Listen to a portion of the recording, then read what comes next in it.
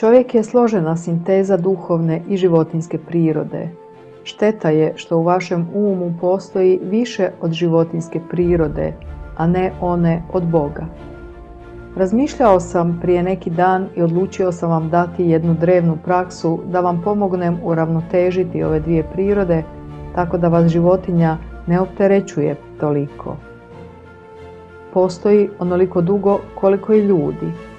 Ova duhovna praksa nije samo za rad na sebi, svojim mislima, već i ono što je vrlo važno za buđenje vaše duše. U odnosu na život može se usporediti s dinamičnom meditacijom jer je to trajna praksa bez obzira na to gdje se čovjek nalazio ili što radio. Dio čovjeka je uvijek u tom stanju, kontrolira sve što se događa okolo i iznutra. Ova se duhovna praksa naziva lotosov cvijet. Sastoji se od sljedećeg.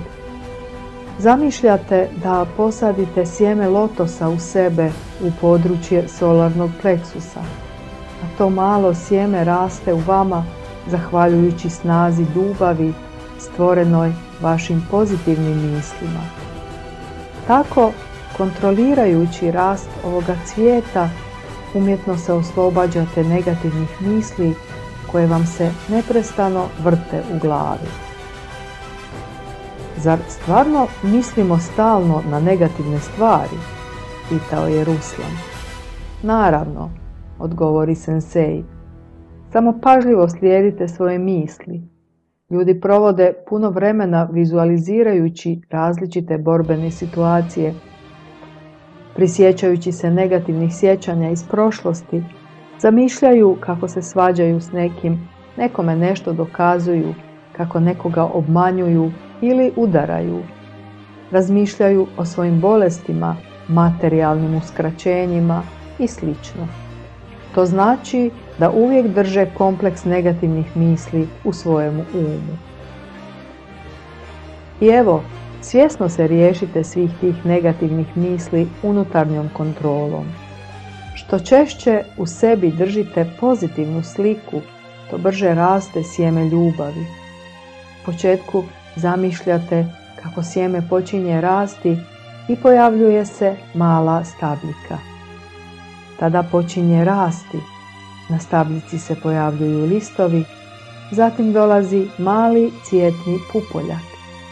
I na kraju, postupno njegujući sve više i više snagom ljubavi, pupoljak procvjeta u lotos. Lotos je isprva zlatno obojen, ali kako raste, postaje blistavo bijel. Koliko vremena treba da odraste? Pitala sam. Zapravo, to ovisi o vama. Nekima su potrebne godine da naraste, drugima samo nekoliko mjeseci, a nekima samo dani ili čak trenuci. Sve ovisi o nečijoj želji i trudu.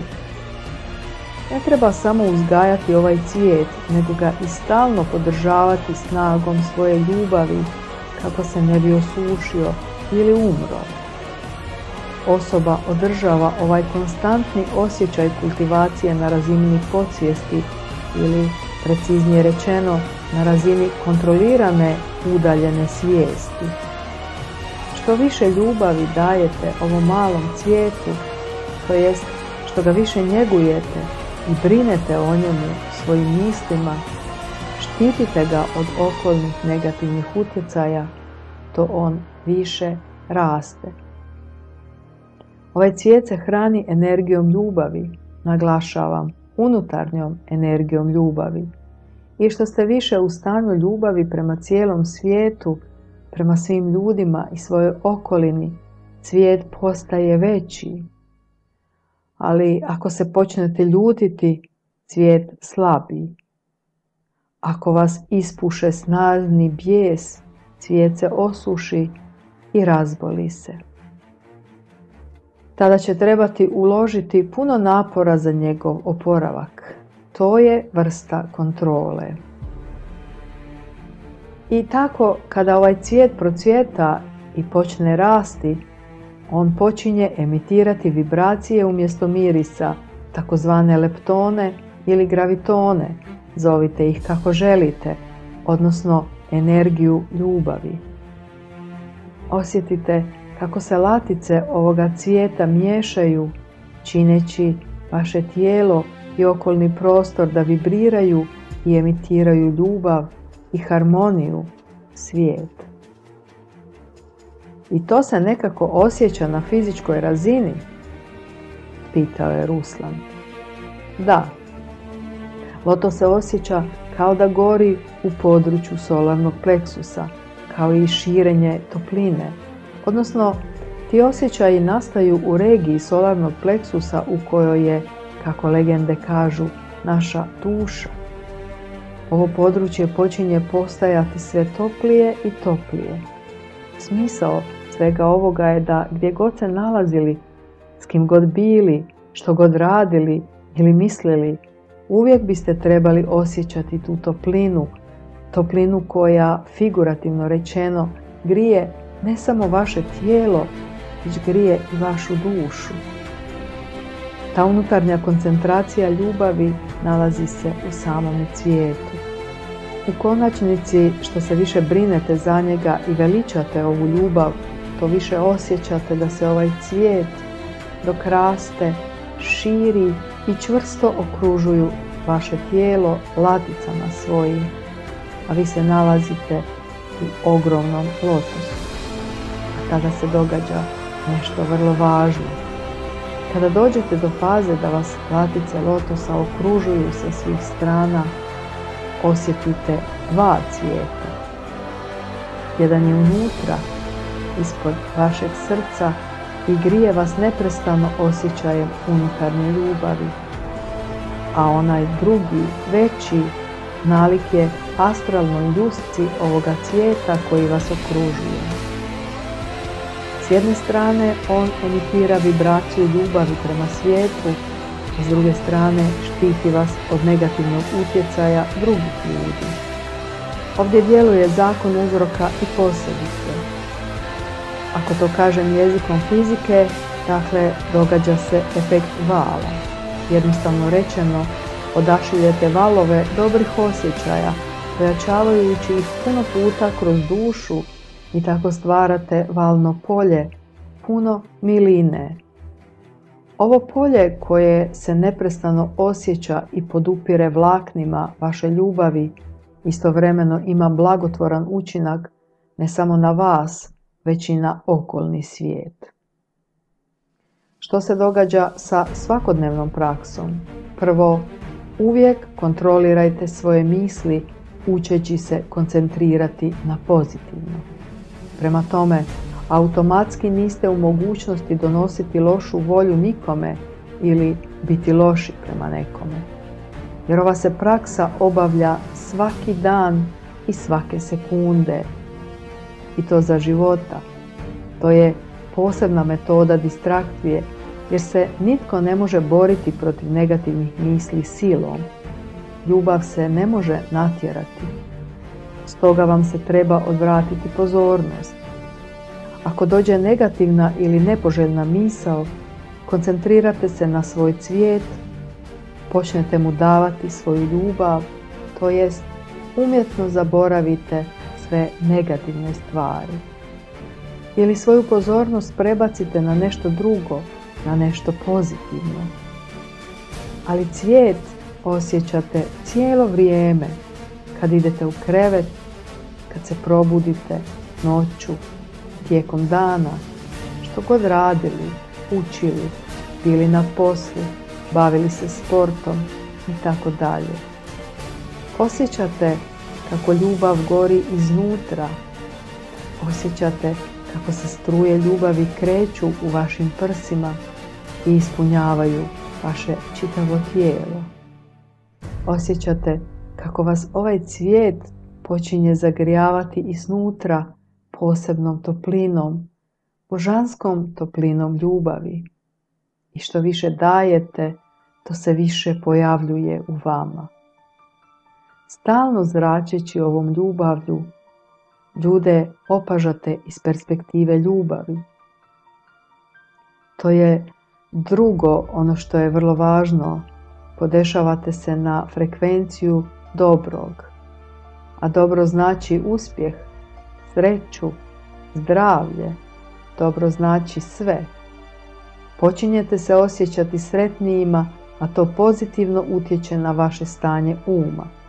Središnji živčani sustav je glavni regulator svih vitalnih aktivnosti. Stoga, prije svega, ova praksa poboljšava vaše zdravlje.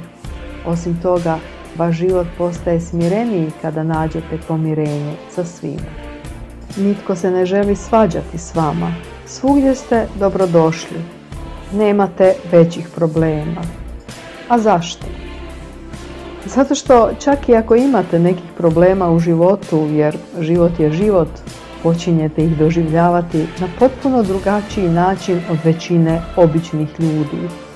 Već imate novu perspektivu života koja vam pomaže da pronađete najoptimalniju odluku za situaciju. Jer u vama se budi mudrost života. I treće, najvažnije, vaša se duša budi u vama i počinjete osjećati sebe kao čovjeka. Shvatite tko je Bog. Shvatite da je Bog sveprisutna supstanca, a ne samo maštarija nekolicine idiota. Počinjete osjećati božansku prisutnost u sebi i ojačavate tu snagu svojim pozitivnim mislima i osjećajima. Više se ne osjećate sami na ovom svijetu, jer je Bog u vama i s vama. Osjećate njegovu stvarnu prisutnost. Postoji izraz: tko je zaljubljen, u Bogu je i Bog je u njemu, jer je Bog sama ljubav. Također je vrlo važno da počnete osjećati auru cvijeta koja je unutar i oko vas.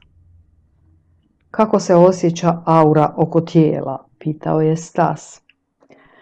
Vremenom vidjet ćete oko sebe ovu vibraciju kao blagi sjaj. Čini se da zrak postaje lakši, prozirniji, a boje okolnog svijeta djeluju vam živahnije. Očaravajuće je da ljudi počnu primjećivati te transformacije u vama. Postoji zajednički izraz: osoba svijetli, sjaji. Dakle, to je zapravo sjaj ovog valnog polja, generiran ljubavlju samog pojedinca. Ljudi oko ove osobe također počinju osjećati ovo polje. Dobro se osjećaju kada taj čovjek se nalazi negdje u blizini, jer također počinju osjećati radost, unutarnje uzbuđenje. Mnogi se oporavljaju od svojih bolesti. Osjećaju se bolje čak i od njegove prisutnosti, ma koliko god bolesni bili. Svi su privučeni ovoj osobi, otvaraju mu dušu, odnosno ljudi percipiraju ljubav. Ovo su srčana, otvorena vrata na putu prema Bogu. To je ono što su svi veliki govorili o tome. To je ono što je Isus mislio kad je rekao: pustite Boga u vaše srce. Ova se lotosova duhovna praksa koristi od početka vremena. Od davnih vremena se govorilo da lotosi stvaraju bogove, a Bog se budi u lotosu. U razumijevanju da se božanska supstanca, odnosno čestica, duša, budi u cvijetu lotosa, u skladu i ljubavi unutar vas. Jer neprestano brinete o svom cvijetu, kontrolirajući svoje misli i osjećaje u svako doba, tako da se lotosov cvijet ne osuši.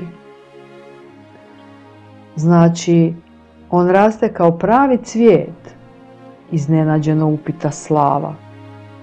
Ma ne, naravno, tamo nema materijalnog cvijeta. Zamišljen je. Ovaj proces se može nazvati na različite načine: buđenje božanske ljubavi, dostizanje prosvjetljenja, potpuno jedinstvo s Bogom, mokša, dao, šinto, nazovite to kako vam se sviđa.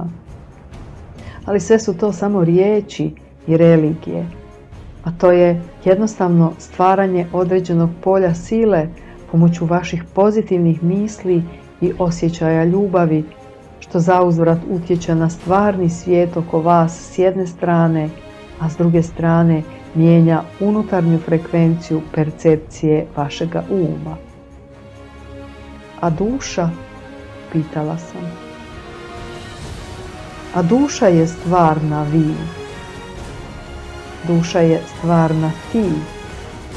To je vrsta vječnog generatora božanske moći, ako želiš, ali koju treba aktivirati stalnim mislima o ljubavi. Detaljno ću vam reći o duši i njenoj svrsi kasnije. Ali tada se Kostja pridružio raspravi. Rekao si da je ta praksa vrlo drevna. Koliko je to drevno? Već sam vam rekao da je postojala otkad su ljudi postojali kao svjesni subjekti. Pa dobro, dakle, koliko dugo? 7.000 godina, 10.000 godina? To je prekratak vremenski period. Čovječanstvo je u svom civiliziranom obliku postojalo više puta i zapravo s mnogo boljim tehnologijama nego sada. Drugo je pitanje zašto su nestale ove civilizacije, ali jednom ću vam pričati i o tome. Ako je ta praksa tako drevna, trebale bi postojati legende o tome i u našoj civilizaciji, rekao je Stas. Sigurno, činjenica da je duhovna praksa lotosovog cvijeta postojala i prije mogu potvrditi brojni drevni izvori. Na primjer, lotos je dat nekim odabranim faraonima drevnog Egipta. Ako pogledate literaturu o ovom pitanju, naći ćete dokaze da egipatski mitovi i legende govore da je čak i njihov bog sunca Ra rođen iz cvijeta lotosa. Ovaj je cvijet služio kao prijestolje Izidi, Horusu i Ozirisu. U drevnim Vedama, najstarijim hinduističkim knjigama napisanim na sanskritu, lotos je jedna od ključnih tema. Konkretno o 3 glavna božja utjelovljenja Boga, a to su Brahma, stvoritelj, zaštitnik Višnu i Šiva, uništivač, kaže se sljedeće. Tijelo Boga Višnu nosilo je ogromni zlatni lotos sa rođenim u lotosu Brahme, stvoritelja na njemu. Zlatni lotos 1000 latica rastao je i svemir je rastao zajedno s njim. Sve do danas u Kini kao i u Indiji ovaj cvijet prikazivao čistoću i čednost. Najbolje ljudske kvalitete i namjere povezane su s lotosom. U Kini smatraju da postoji posebno zapadno nebo s jezerom lotosa i da svaki cvijet koji raste tamo veže dušu mrtve osobe. Ako je pojedinac bio dobar, njegov ili njezin cvijet procvjeta, a ako ne, osuši se. U Grčkoj se lotos smatra biljkom posvećenoj božici Heri. Herkul je napravio jedno putovanje u zlatnom sunčanom čamcu u obliku lotosa. Međutim, sve su to legende i mitovi koji nisu tek tako izmišljeni. Te se priče temelje na stvarnim činjenicama ljudskog samorazvoja, zahvaljujući ovoj drevnoj duhovnoj praksi. Upravo je to u ranijim vremenima, kada je životinjska priroda prevladavala kod većine ljudi, lotosov cvijet se davao samo odabranima, manje ili više duhovno zrelim pojedincima. I prirodno je da su drugi ljudi te ljude kasnije smatrali bogovima. Za pojedinca u kojemu je izrastao lotos i probudio dušu, on zapravo postaje poput Boga, kakav može stvoriti s ljubavlju, pukom mislu.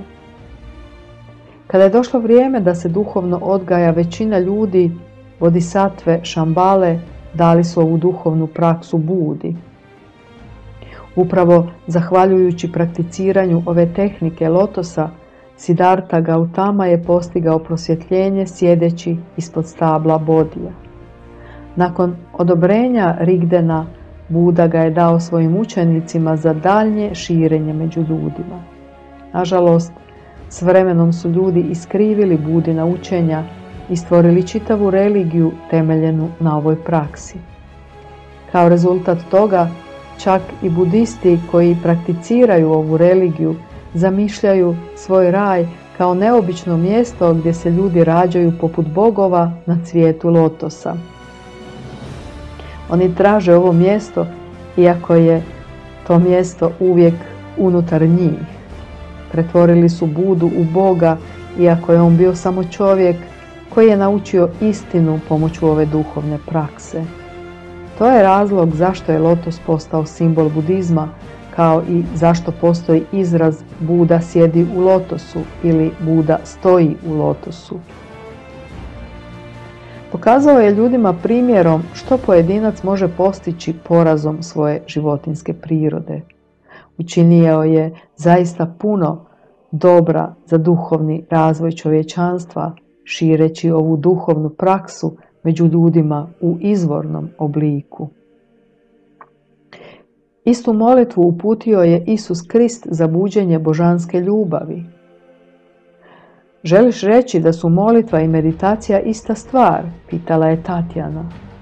Pa zapravo da. Isto je s molitvom Oče naš koju je dao Isus. Jednostavno je, tamo je sve tako uobičajeno. Ljudi traže kruh i slično, ali suština je ista. Pojedinac se razvija, njeguje dušu kontrolirajući svoje misli, svoje želje i postojanu vjeru i ljubav. Općenito, Buda, Isus, Muhamed i svi veliki poznavali su ovu duhovnu praksu jer su pili sa istog izvora. To im je pomoglo ne samo da postanu svoj pravi ja, nego i da pomognu drugim ljudima da otkriju svoju vlastitu božansku prirodu. Zašto je svima bilo tako ugodno biti blizu Bude, blizu Isusa, Muhameda? Zašto, kao što izreka kaže, sveti ljudi sjaje? Zašto ponekad ne želimo napustiti društvo stranaca kad ih sretnemo? Zato što emaniraju ovu ljubav, jer oni neprekidno uzgajaju tu moć, snagu dobra, snagu ljubavi, snagu ove božanske manifestacije kod ljudi. O njima kažu da je Bog u ovom čovjeku i to je zapravo istina. Znači, ja bih ljubavlju trebao misliti o ovom cvijetu, pitao je Andrej. Ne samo da se treba koncentrirati i misliti, već najvažnije trebate provocirati te osjećaje topline u području solarnog pleksusa i ojačati ih u svakom trenutku svojim dobrim mislima. Mnogi to neće moći odmah postići, jer treba doći do korijena materije, vizualizirati je realističnije i, ponavljam opet, pobuditi sve te osjećaje. Zašto privlačim vašu pažnju tome? Jer kada pojedinac evocira te osjećaje, on ih počinje održavati ne samo svojim umom, već i na razini ispod uma, točnije na razini svoje podsvijesti. To dovodi do buđenja duše. Ona se jednostavno mora probuditi i što više njegujete cvijet svojom ljubavlju, to će se ona više buditi i brže ćete postati svoje istinsko ja, ono koje ste vječno bili unutra, a ne u svojoj vanjskoj ljušturi smrtnoga tijela. I nakon kratke šutnje sensei je dodao: život je prekratak i bolje je da uspijete u pobjedi i slavi svoje duhovne prirode u svom srcu. Čitava naša dobro neuravnotežena skupina stajala je tiho, duboko razmišljajući o njegovim riječima. Osjetila sam čak i neku vrstu trnaca u svom tijelu od iznenadne radosti i nadahnuća. Bila sam toliko zadivljena onim što sam čula, toliko šokirana ovom neočekivanom informacijom, da mi je bilo teško vjerovati da je te riječi izgovorio običan čovjek. Njegovo duboko znanje, S mojeg gledišta očito nije bilo s ovoga svijeta. Htjela sam pitati o ovome, ali nešto me zadržalo. Sumnjala sam da to nešto već zna o svemu, jer je to biće posegnulo za svim vlaknima moje duše. Čim sam počela razmišljati o tome, moj se opet počeo svađati sa mnom, uvjeravajući me da je to običan, jednostavan čovjek, upravo onaj koji kompetentno i temeljito razumije filozofiju, religiju, psihologiju, povijest, fiziologiju, medicinu, fiziku. Stani, gdje idem s tim, pomislila sam. Je li moguće da čovjek može sakupiti toliko temeljnog znanja odjednom? Ali, s druge strane, zašto ne? Dogodi se da postoje talentirani ljudi, poput Lomonosova ili Leonarda da Vincija, koji su po svom znanju bili daleko ispred svog vremena. Međutim, čini mi se da ih se ne sjećam da jasno govore o duši. A osim toga, zašto se mozak istrenira pitajući se tko je on zapravo? Glavno je da sam dobila odgovore na pitanja koja su me uznemirila i pronašla ono što sam tako dugo tražila. Istina je, kako kažu, onaj koji traži uvijek će naći. Bila sam iskreno sretna. Bila sam sretna kao dijete.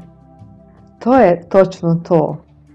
Ovo je način da se dosegne onaj rub vječnosti s kojeg veliki razmišljaju. Ovo je moja jedina šansa, moja jedina slamka. To nije samo slamka, to je čitava arka za spašavanje u kojoj se ne trebam bojati ni fizičke smrti, u kojoj nije strašno ploviti u vječnost.